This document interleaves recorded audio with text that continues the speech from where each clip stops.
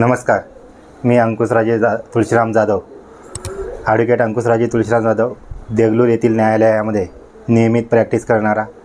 देगलूर असेल, मुखेड असेल, बिलोली असेल, इथं आपल्याला कायदेशीर समस्याविषयी सर्व कोणत्याही प्रकरणामध्ये प्रॅक्टिस करीत असलेला वकील म्हणून देगलूर येथे कार्यरत असून कोणत्याही आपल्या समस्या सोडवण्यासाठी जे की आपलं स्लोगन आहे रॅपिड लीगल सर्व्हिस, जलद कायदेशीर सेवा, या अंतर्गत आपण कार्य करत असून आपलं कार्यालय शहाजीनगर देगलूर येथे आहे. लिव्ह इन रिलेशनशिपमध्ये राहताना सर विशेषतः महिलांना मुलींना काय अधिकार असतात? महिलांना आता संरक्षणाच्या बाबतीमध्ये जर पाहिलं, तुम्ही एकदा कॉन्टॅक्ट केलास म्हणजे आता कॉन्टॅक्टवरती आपण जर त्याला सोडून बोलायचं म्हटलं तर ते वाईड होतं.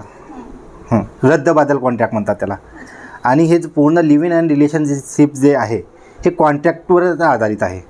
आता महिलांना एखाद्या गोष्टीमध्ये जर समजा त्याचे अधिकार जर निर्माण व्हायचे असतील तर ते कशाच्या माध्यमातून मिळतात, तर त्या लिव्ह इन रिलेशनच्या कॉन्ट्रॅक्टच्या आधारेच मिळतात.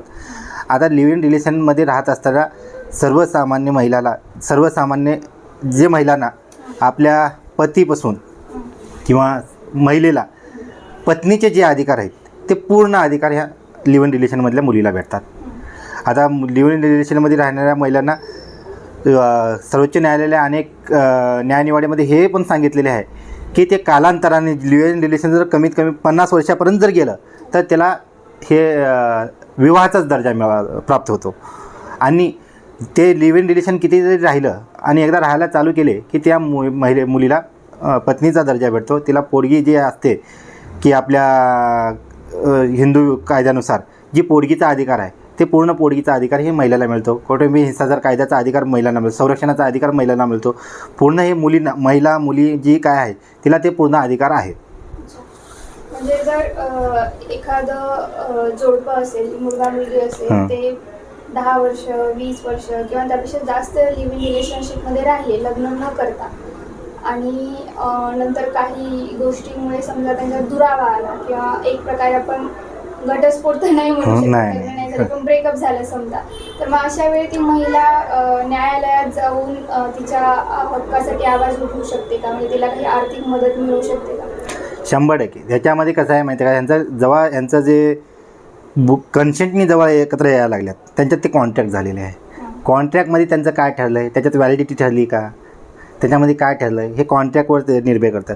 आणि दुसरी गोष्ट, त्या महिला तिथं राहत असताना जर त्याला सोडून जात असेल कॉन्ट्रॅक्टमध्ये राहत असताना, तर तो कॉन्ट्रॅक्टमध्ये राहत असताना जर त्यांना सोडून जात असेल तर तिला काय सगळ्यात पहिल्यांदा मेंटेनन्स आणि दुसरी गोष्ट संरक्षण, ह्या दोन्ही गोष्टी तिला प्राप्त आहेत. मग आता जर समजा ते किती वर्षे राहते हा भाग नाही आहे, त्यांचा कॉन्ट्रॅक्ट संपलं आहे का हे बघणं गरजेचं आहे.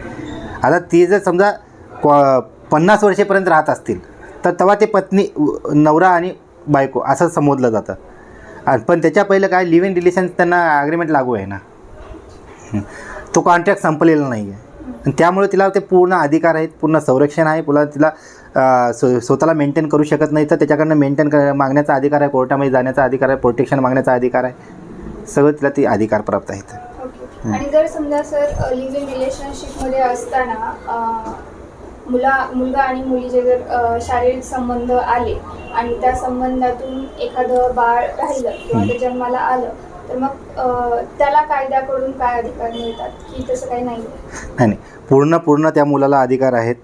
कारण कसं आहे, लिव्ह इन रिलेशन राहण्याचा जर आपण सर्वांगीण जर विचार केला तर राहण्याचं पर्पज काय आहे? कारण तो बोथ कन्सेंटनी राहतात आणि तिथं मुलगा मुलगी आहेत आणि त्यांचा जो उद्देश येतो तो आहे फिजिकल रिलेशनचाच बेसिकली. आणि ह्याचा विचार जर केला तर त्यातून निर्माण होणारा मुलगा हे अपत्य, त्यांचा अपत्य मानला जातो. आणि अपत्याला जे वारसा कायद्यानुसार आणि हिंदू मॅरेज ॲक्टनुसार जे अपत्याला अधिकार दिलेले आहेत, वारसांना अधिकार दिलेले आहेत, ते सर्व अधिकार त्या मुलाला लागू होतात. आणि हिंदू मॅरेज कायद्यामध्ये असेल, स्पेशल मॅरेज ॲक्टमध्ये जर असेल, जर एखादं लग्न कायद्याने जरी समजा रद्द ठरवलं असेल किंवा ते रद्द ठरवण्याच्या आणि त्या मधल्या पिरियडमध्ये जर समजा अपत्य झालं तरी तो वारसा कायद्यानुसार त्या मुलाच्या अपत्यानुसार वारस कायद्यानुसार तो कायदेशीर अधिकार पूर्ण आहेत. हां, आणि कुठल्याही बेकायदेशीर लग्न घोषित केल्यानंतर सुद्धा त्या जोडप्याकडनं जर एखादे मूल झालं तरी त्याला वारस कायद्याचे अधिकार पूर्ण आहेत. त्या मुलावरती कुठेच काही नाही, कारण त्याचा कुठलाही गुन्हा नाही आहे आणि तो जन्माला येतो आहे तो कोणाला हे करत नाही, ते नैसर्गिक देण आहे. त्यामुळं त्या उत्पत्तीस येणाऱ्या बालकावर कुठलाही अन्याय कोणताही कायदा हा करू शकत नाही आहे आणि त्याला परिपूर्ण वारस हक्काचे अधिकार परिपूर्ण आहेत त्याला. अच्छा, मग ते जे अधिकार असतात ज्या नवीन बाळाला लागू होतात त्याबद्दल थोडं सविस्तर सांगू शकता, कोणकोणते असतात? वारस कायद्याचे सर्व अधिकार. आता जर एखाद्या विवाहित जोडप्याला जर एखादी जन्माला मूल, त्याला जे अधिकार आहेत ते पूर्ण अधिकार त्याला आहेत. त्याला प्रॉपर्टी मिळण्याचा अधिकार आहे. सगळ्यात बेसिकली अधिकार म्हणजे काय, त्याला शिक्षणाचं वैयक्तिक अधिकार शिक्षणाचा आहे, जगण्याचा आहे, राहण्याचा आहे, बोलण्याचा आहे, स्वातंत्र्याचा आहे. हे सगळेचे अधिकार त्याला जन्मतात प्राप्त होतात. यासोबतच जर समजा मी एखाद्याच्या पोटी जर जन्माला आला असेल तर त्याची काही प्रॉपर्टी असेल की वारस कायद्याने जी मिळू शकते एखाद्या वारसाला, ते पूर्ण मिळण्याचे अधिकार त्याला आहेत. मग सर यात आता लिव्ह इन रिलेशनशिपमध्ये राहिल्यानंतर सहसा अविवाहित असतात जोडपे, मग जे मूल असतं त्याला नेमकं नाव कोणाचं दिलं जातं? आता मुलाचं नाव जर आपण पाहिलं तर आईचं आणि वडिलाचं नाव दोन्ही लावण्याची प्रथा आता आलेलीच आहे. आता लिव्ह इन रिलेशन राहिल्यामध्ये जर आलं तर त्याच्याकडे काय आहे की पुरावा ऑलरेडीच आहे. त्याच्याबद्दल प्रश्न पडण्याचं कारण नाही.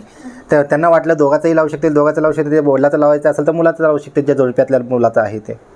हां, त्याच्यामध्ये असं नाव कुठलं लावलं याच्यामुळे त्याचे अधिकार टाळू शकत नाहीत कुठलेही, किंवा त्याच्यामुळे कुठली अडचणही निर्माण होऊ शकत नाही. आता आपल्याकडे पाहिलं तर काही ठिकाणी आहे ना आडनावसुद्धा नसतात, नाव आणि वडिलाचंच नाव, आणि काही ठिकाणी फक्त कसं नाव आणि आडनावच असतात, वडिलाचंच नाव नसतं. हो, तसं त्या मुलाला कुठलं नाव लागलं याच्या व्यतिरिक्त त्याचे अधिकार कोणी टाळू शकत नाही.